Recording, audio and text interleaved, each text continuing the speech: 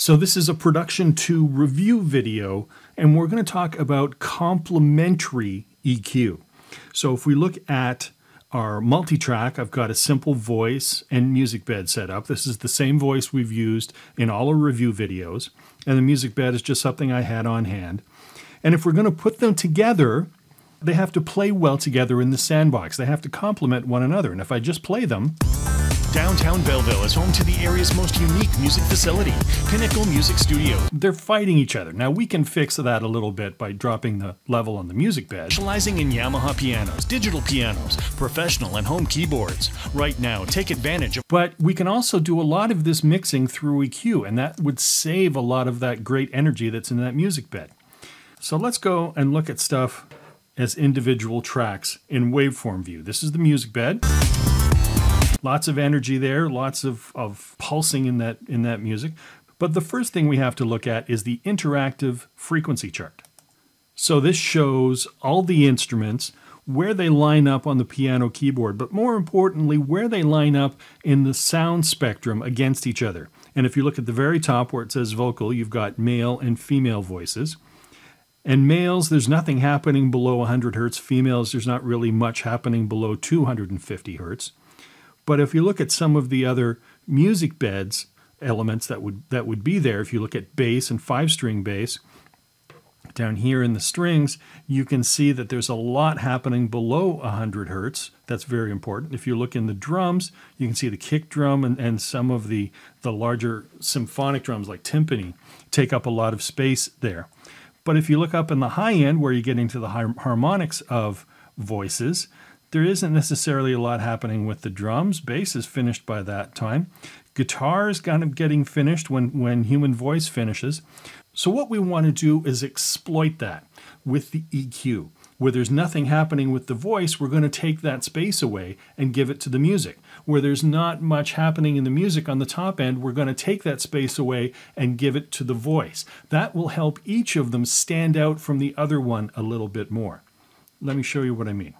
So here's our music bed again, and we can also look at this in terms of spectral display. Okay, so this is just looking at our waveform in terms of volume levels, but if I click this button, we still have the volume at the top, but this lovely pattern is the pattern of the frequencies.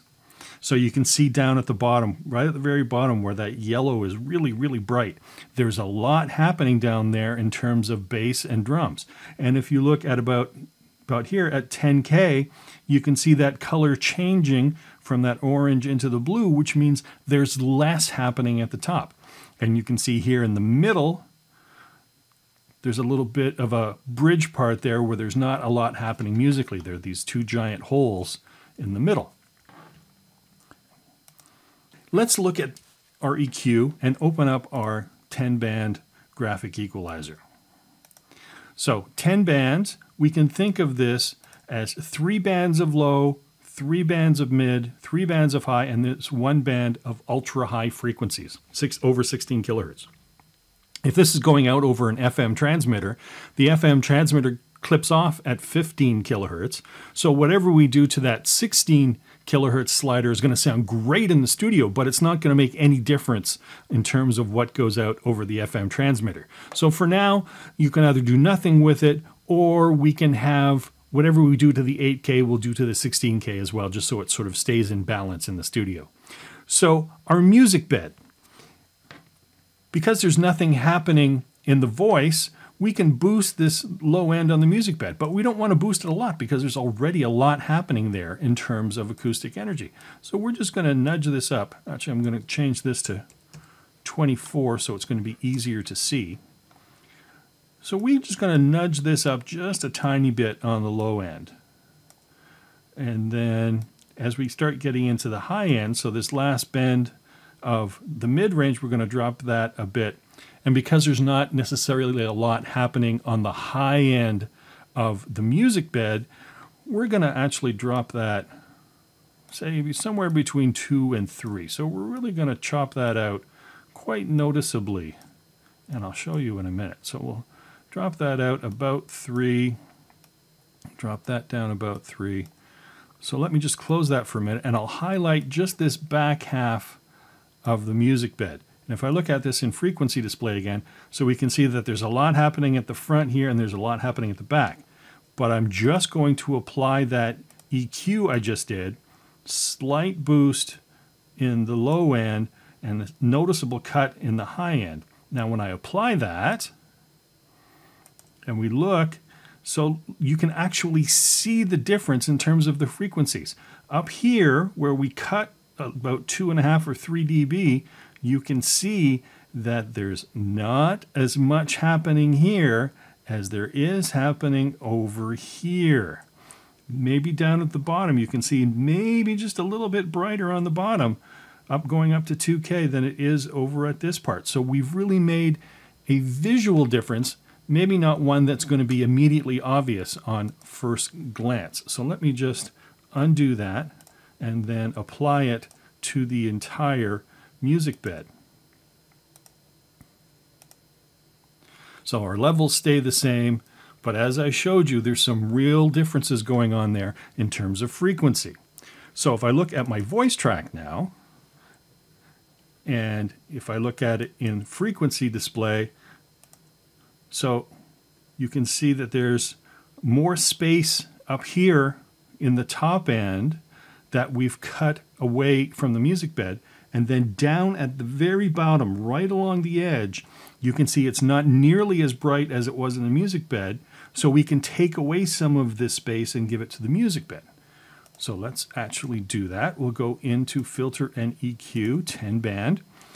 Now, in this case, we can actually cut the bottom quite significantly. At 31 hertz, there's absolutely no human voice that goes that low. But for us, for sake of argument, we'll sort of keep it around 3 dB. And this one, we're just going to cut a bit. As we're getting into the mid-range, we'll start adding, and we're going to add up here the same amount that we cut before.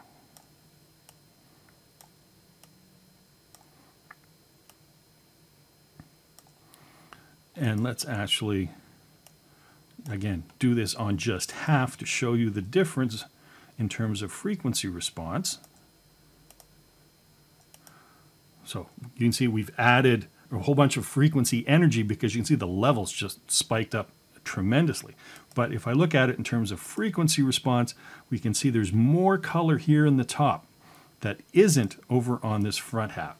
So let's get out of that and undo that and go back to our EQ and apply it to the entire file.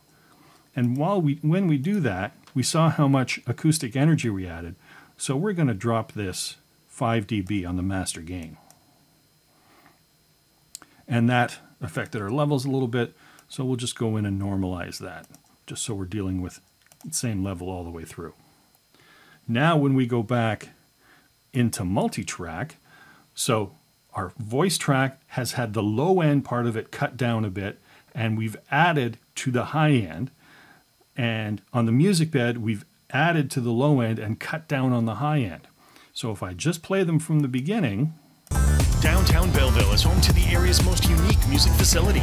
Pinnacle Music Studios is in. Already you can hear the difference that the voice is being able to be heard a little bit more away from the music bed. Now, yes, we're going to want to drop the music bed, but not as much as we did before. Before we were dropping it 7 or 8 dB, so here's 4.5. Downtown Belleville is home to the area's most unique music facility. Pinnacle Music Studios is in an historic 3-story building housing a full-line music store, specializing in Yamaha pianos, digital pianos, professional and home keyboard.